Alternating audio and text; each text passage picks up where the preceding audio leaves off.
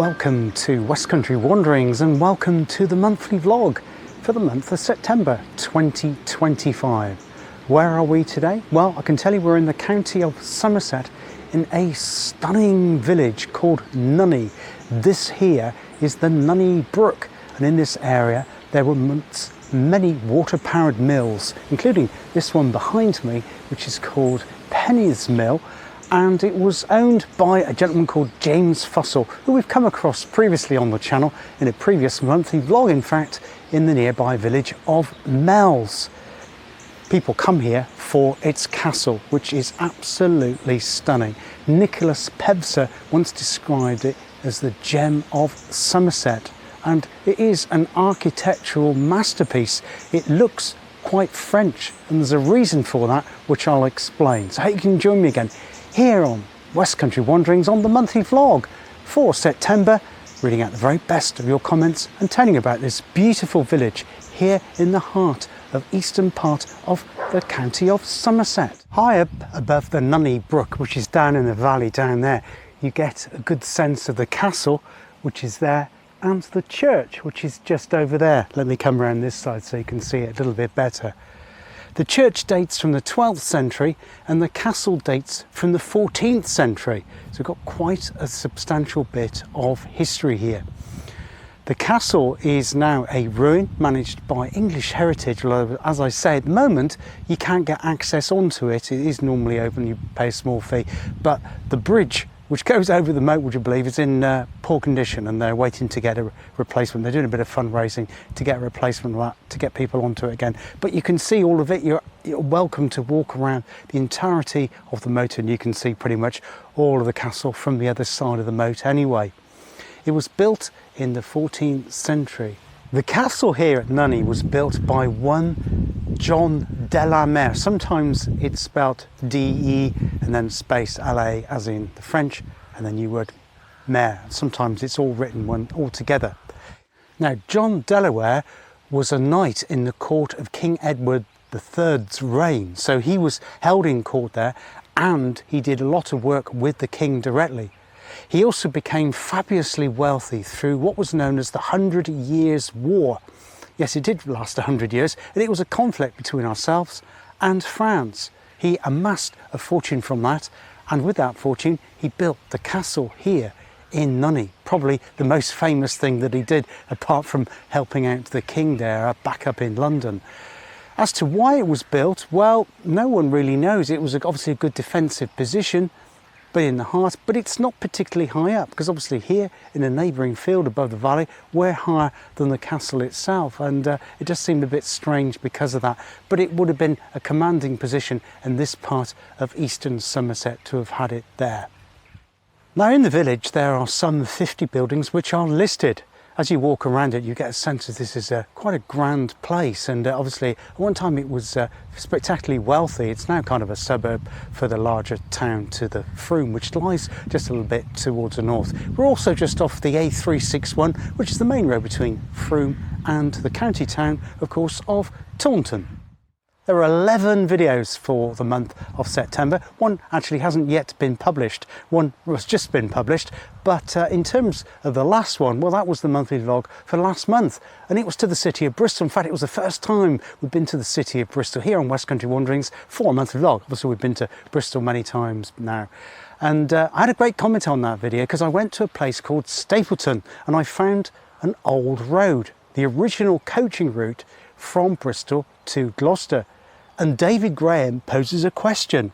As you say in the video, the A38 was a Roman road. So why wasn't it used as the main route from Bristol to Gloucester for coaching? That's a very good question, David. Now, I managed to find an old coaching map. It was actually for sale. It's a strip map, which was on, I think it was on an auction site. Somebody had photographed it, and you could see the entire map from Bristol to Worcester. North of Gloucester, it tended to follow the A38, so going through Tewkesbury and Upton, paralleling the River Severn. But as I said in the video, the first part of it didn't go up the present day A38, kind of Filton in South Gloss, bypassing Thornbury, Elmsbury, that way up Berkeley Road. it went another way, and that was Stapleton, and then going on to Frenchay and thence to Wootton under Edge, which is still a present day road. It's more of a minor road these days rather than a through road, because obviously it's longer, it's hillier and it's twistier. Now, I think the reason why that was the coaching route, because Stapleton at that time, unlike it is now, because I mentioned in the video, there's hardly any buses there to Stapleton now, it was a very important part of the city. Although in those days it wasn't actually in the city, it was a village in its own right, because it didn't become part of Bristol till towards the end of the 19th century. And the clue was in Staple, because it was a staple town, although it is today a very, very quiet suburb, in fact, of Bristol. It was a staple town, and it was there that lots of trade and deals would have been done.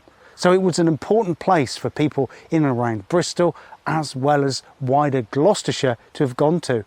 Hence why it needed to be on the coaching route. Hope that helps. And yeah, so it was. I did all that kind of research after doing the video, but it was great going to Stapleton there in Bristol. The next video also saw me here in this county of Somerset, fantastic county, brilliant place, and I went down onto the Somerset levels. Today we're actually on the edge of the Mendip Hills, and there's lots of quarrying that takes place here. In fact, there's a quarry nearby, Corton, something like that, which is still open and active, and it has lots of fantastic geological features, but also because it's a working quarry, we're not allowed in there to film, or for me indeed to show or photograph. But it has been used for filming previously in the 1970s for various episodes of Doctor Who. There's a couple of other disused quarries in the area. Anyway, back to that video, and that was at a place called Western Zoyland. In fact, it's about 1.5 miles south of Western Zoyland. You've got the Western Zoyland pumping station and pumping museum. Has an incredible collection of engines, steam engines, mainly stationary steam engines, which were used in the West Country, mainly in Somerset, but also further afield in Dorset, Devon and Gloucestershire and other places as well. The amazing thing about that is that a lot of them were actually built right here in the heart of the West Country. Places like Chard and Bridgewater, they were actually constructed there. And down to a dedicated band of enthusiasts, they've been saved, that wonderful collection there.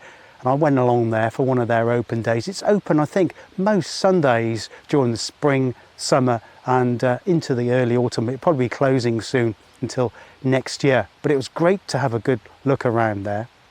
Indeed, the pumping engine station as well. And I had a great comment on that video from Diana. Hi Diana, great to hear from you. Another great educational and historical find. Thank goodness there are people who save these engineering and mechanical artifacts and who volunteer to look after them. I liked the driver on the train with the musical klaxon too. Yeah, basically there was a level crossing, and every time we got to get near, you had to send out a warning rather than like a electronic button you would press these days. It actually went doot and played it by blowing through it, which was great to see. I managed to capture that in video. Thanks very much for that, Diana, and thanks very much if you watched that video.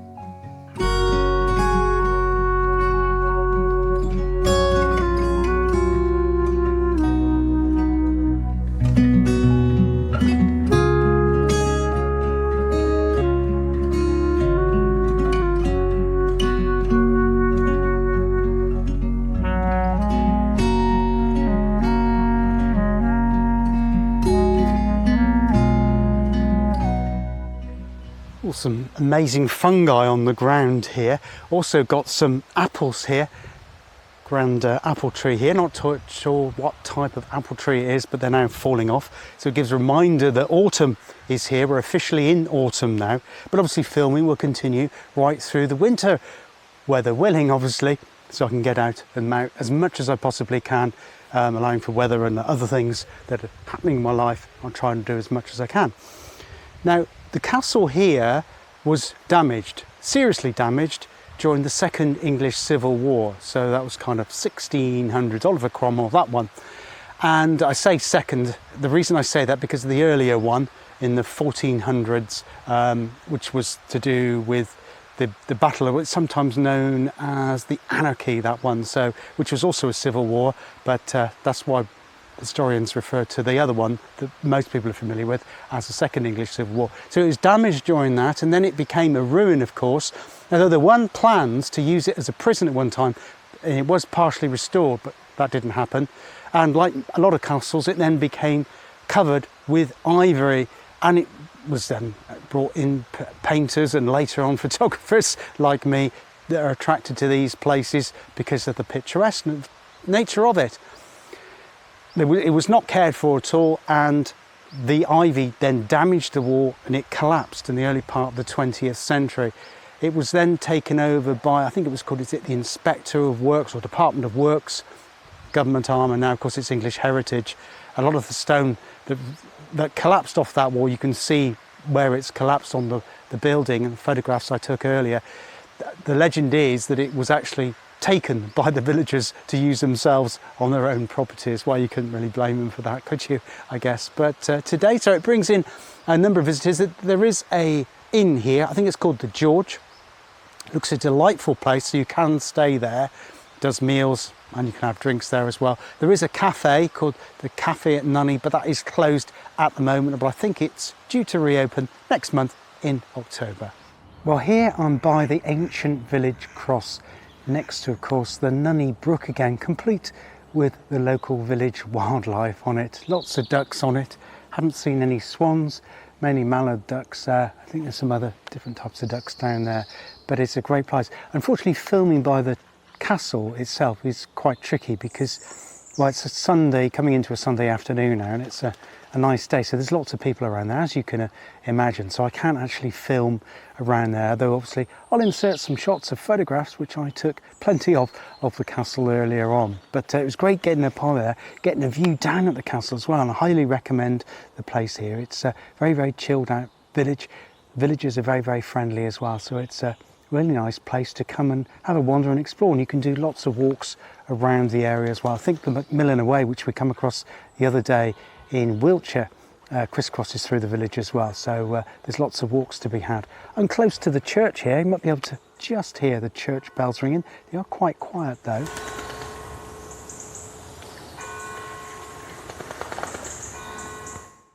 Yeah, I think the ducks' feathers are louder than the church bells at the moment.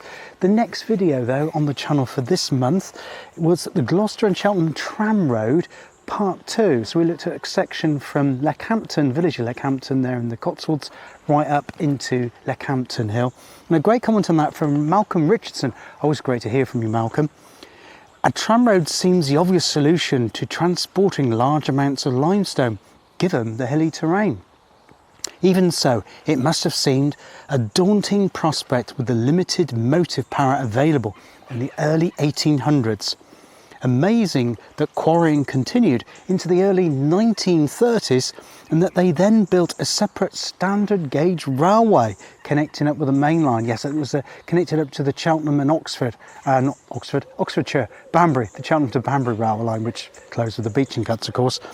So that was really useful, and thanks very much for that detailed comment there, Malcolm. The next one was Tewkesbury, a photographic wonder, and I always find it a little bit difficult striking the right balance when I'm doing the photography series ones, how much technical information to include in that. However, I did have a bit of a sort of a technical comment in response to that video from steve.ev.photography. Great to hear from you, Steve. This video inspired me to visit this town. Well, that's great. That's job done there then. The rivers and old town make for interesting walk. I have the same 28mm Canon lens and agree that the colours look really good straight out of the camera.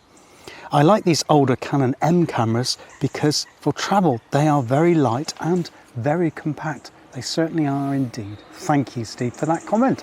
Now come round to Nunney's church. I'll insert some photographs. I think it's open, so we should be able to get some inside photographs as well. I'll put those in now. Lovely bird song here. I think I can hear a blackbird here just on the edge of the churchyard. Here's a field over that side, and we've got a lovely beautiful holly tree here. So nice Sunday afternoon here after that's gone past midday today.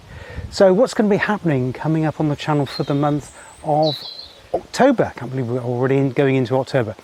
Well, I was hoping to do Geo Parkway 7, which is the long one, and I hadn't quite got to it, and hopefully that'll be happening this coming week, so fingers crossed.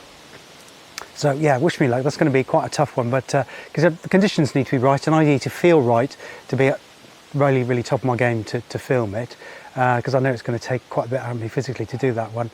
You think walking is fine, obviously you're in tougher terrain and that's straightforward, but of course when you're filming as well, because you need to be quite energized when you're still doing pieces to camera, and try not to show it too much even though you're doing the walk. So yeah, so I need to be really fit. So hopefully that'll be happening soon. I hope to do another Lost Railway walk, possibly either the Midland South Western Junction Railway, I think it'll be part 5 on that one, which will be in the county of Wiltshire, or something on the Somerset and Dorset railway line, which will be, I think that'll be I think that possibly also will be number 5, because we've done a few of those now as well. So that'll be happening. I do hope to get onto the coast of North Somerset in October, all being well, somewhere around Clevedon. I haven't returned to Clevedon for a good 2 or 3 years, and I really do like that town. Speaking of which, Darren's done an excellent video about Clevedon, around the church area, the higher up part of the town. So check out Darren, as in Somerset Man Walking, his channel for that. Speaking of Darren, I did a collab with Darren this month, and that was looking for Miristock Tunnel. We never quite agree on the pronunciation of that, because it's got so many different spellings of the tunnel. And that was a great day there over in the Forest of Dean in the western half of the county of Gloucestershire. And we went there exploring the line that went from, was it Serridge Junction, wasn't it, over to Lidbrook Junction, looking for the tunnel. We managed to get in the tunnel, and you couldn't walk all the way through because it's blocked at the other end. The northern portal's blocked, and we tried to find the northern portal, but unfortunately it did mean that there's been landslips in the area, so you couldn't actually get through to it. But it was good to see that, and I think because of those landslips there's been a lot of quarrying in that area. Because the quarrying's taken place, it means that access going through that area now is getting quite dangerous to do. But maybe if you have a dry winter and the vegetation falls back, it may be accessible again. But if you do go looking for yourselves, please take care of it. Had some great comments on that video, including one from Marilyn Balderston, and now she writes some interesting comments about it, because Ron from Parkinson's Walks inspired both of us to do that tunnel, explore tunnel, and he actually found the northern portal. I think it was a couple of years ago, so check out Ron's video over on Parkinson's Walks for that. Marilyn writes, a great dual commentary on the mysterious tunnel last used in 1960.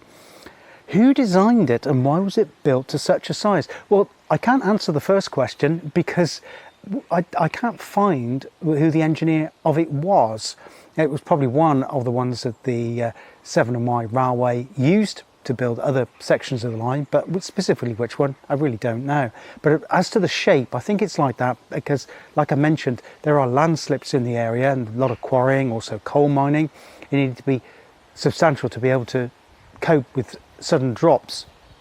So I think that's why it's like that. And I come across another tunnel like that on a canal, the Lempster Canal in Worcestershire. And that tunnel also has a very same kind of odd egg shape. Thanks for that, Marilyn. She goes on to write, a former trainee fireman told me they used to slow right down, jump off and run alongside in some low tunnels to avoid choking. Is that believable?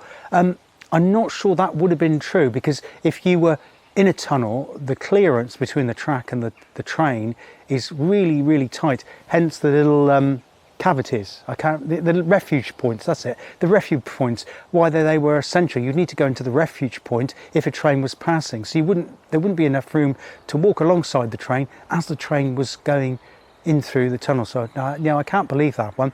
Obviously that's why they got air shafts in a lot of tunnels, but of course famously, particularly on the Somerset and Dorset, those two tunnels south there of the city of Bath, they don't have them. So it must have been a very unpleasant experience for the firemen, mustn't it?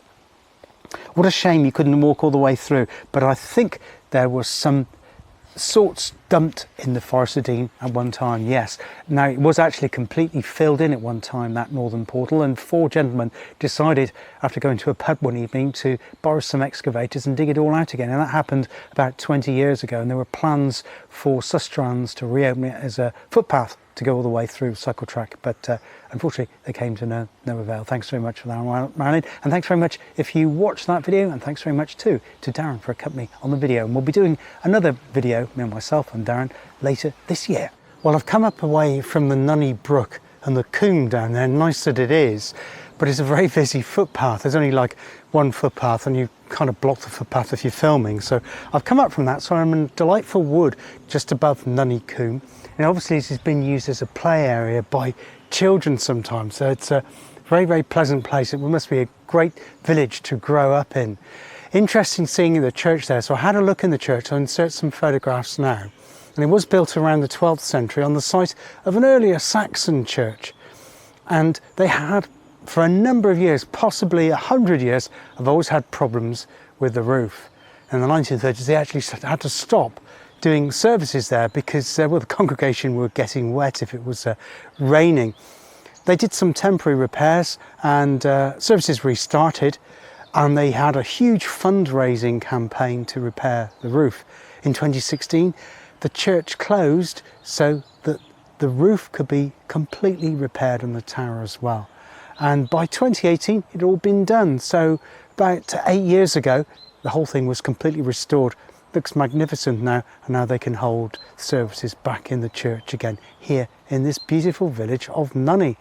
It's a wonderful day, and this is just a super woodland here. Really enjoying it. Nunney itself goes back to Roman times. There was a Roman settlement in, I think it was 1890s, 1895 perhaps.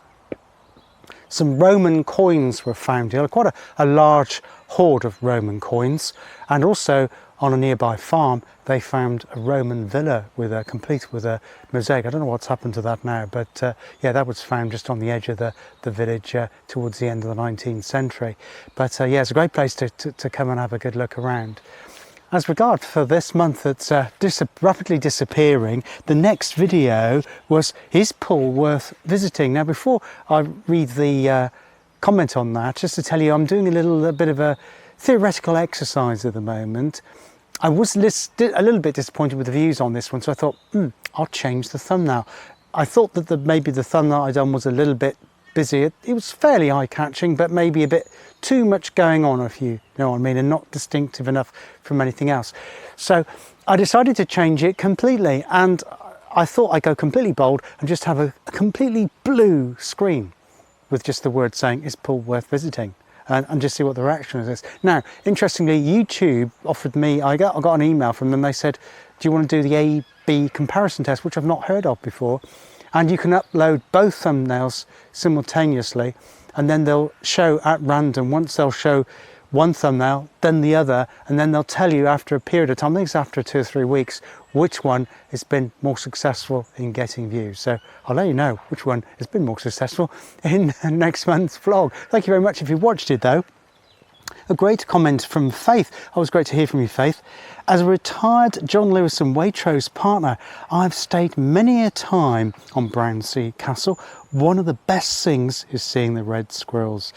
The Dorset Wildlife Trust area is superb. Yes, so Faith's talking about Brownsea Island, which I didn't actually go to this time, but I'm planning to in the spring next year. I love Poole. I really enjoyed my day there. It was just a super place, and I did a fair bit of walking that day. I think I saw a fair bit of the town, although nowhere near all of it by any means, because it is quite a large town. For that comment, Faith. I had another comment on that video from Doggedy97. It's interesting to finally see Hamworthy Lake. We used to do a lot of diving around the Weymouth area. Hamworthy was on our list to get to dive to. Apparently it's quite deep in the middle. Yeah, thanks very much for that. Yeah, I found Hamworthy Lake quite difficult to get to as well. It's part of a nature reserve there. It's a heathland reserve, which was good to see. And I could see Hamworthy Lake on the map, the OS map, but there's no defined path or sign to get to it. There are kind of really narrow paths. It's a bit scrabbly, but yeah, I'm glad I did, because the water lilies were full out in that area and some more wildlife in there, so it's great to see. I think they probably don't encourage visitors, although they are allowed there. They don't want too many for disturbing the wildlife, and hopefully I didn't too much, although I think the helicopters overhead, if you know what I mean, if you saw that video, probably were disturbing them a fair bit. Thanks if you watched that video, and I'll let you know how that test comparison of the thumbnails goes next month.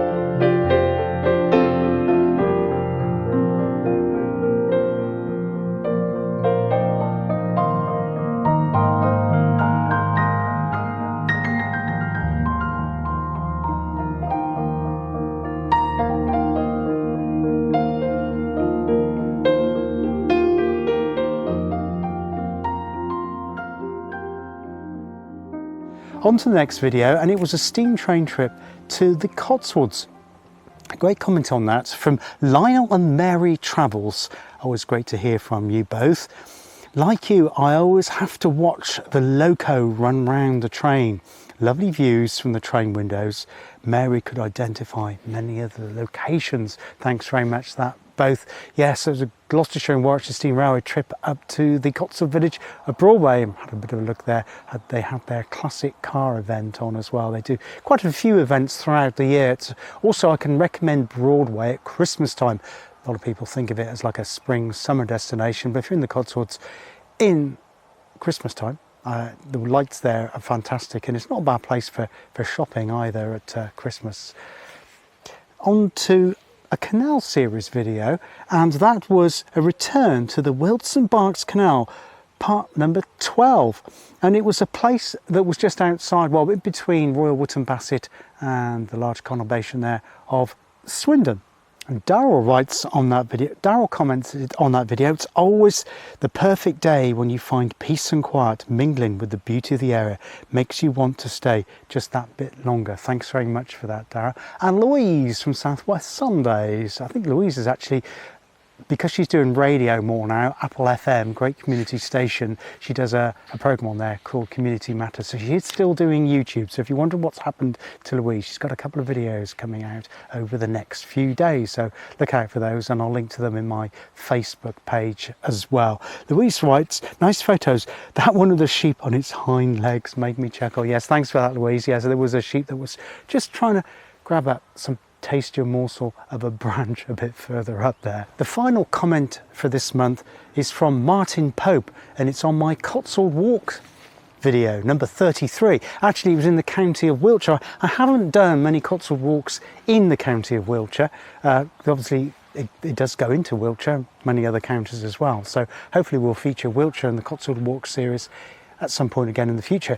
And on that video, which was in a stunningly beautiful village not far from the town of Marshfield, it was just, just joyous that. Martin writes, we have done some of this walk before a long time ago, so it's nice to revisit it and also see the water wheel and the beach, which we hadn't seen before. I want to go back now and find that Quakers meeting house. I couldn't see any path at all, even though there is one marked on the map. Yeah, so what he's referring to there, in case you haven't seen that video, and I found a Quakers meeting house, a ruin of one, and there was quite an interesting backstory to it as well.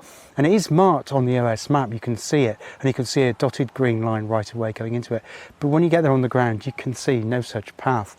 You kind of, there's like a little lay-by just north of Rock Cottage, and then you have to work your way through a lot of bramble and nettles to get to it. So it is still there, you are allowed to access it. But it is a little bit tricky, but it is worth persevering if you do like such things. There's 2 more videos this month. The last one was only one that went up last night, so as I'm filming this, I haven't got any comments to read you, and that was the Lost Row Walks number 23 from Barnstaple to Ilfracombe, part 1 of which, in North Devon. So I hope to go back to North Devon, maybe later this year or going into early spring next year, looking at the section into the town of Ilfracombe there. But yeah, it was great. I really enjoyed that walk, and a lot of it was following the Tarka Trail, which I've not featured previously on the channel. It also crosses over Southwest Coast Path, of course, which we have featured many times. But yeah, so that was great. I'm enjoying my trips up to North Devon. Obviously it takes further for me to get up there, but I do hope to return there. And there's another video which hasn't landed yet, and that's a short bike canal series on a canal called the Kyne Canal. So more about those 2 in next month's vlog at the end of October. Thank you very much for watching any of my videos this month. Always appreciate it. Thanks very much. Even more so if you've commented, liked them, shared them, or indeed if you're a new subscriber here on West Country Wanderings, you are most welcome. Until next time on the channel, take care of yourselves, look after yourselves, and I hope to see you again very soon. All the best for now. Bye bye.